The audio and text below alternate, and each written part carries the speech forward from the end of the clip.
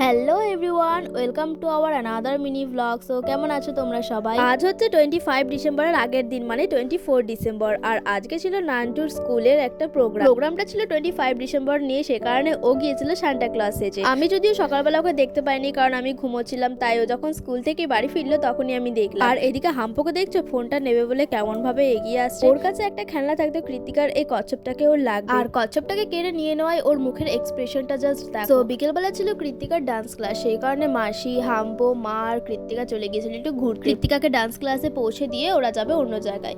তো এদিকে আমিও রেডি হয়ে নিয়েছিলাম, কারণ এখন যাবো আমি আমার নাক ফোটাতে। আসলে আমার দুবার নাক ফোটানো হয়ে গিয়েছিল, বাট নাকটা বন্ধ হয়ে গেছে।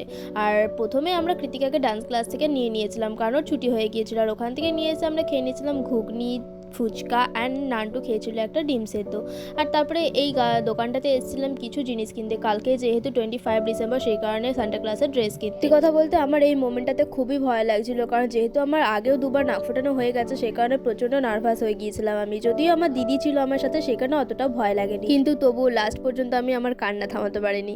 তো চলো, ভিডিওটা এতটুকুই। দেখা হচ্ছে তোমাদের সাথে নেক্সট মিনি ব্লগে। তো এখনের জন্য টাটা।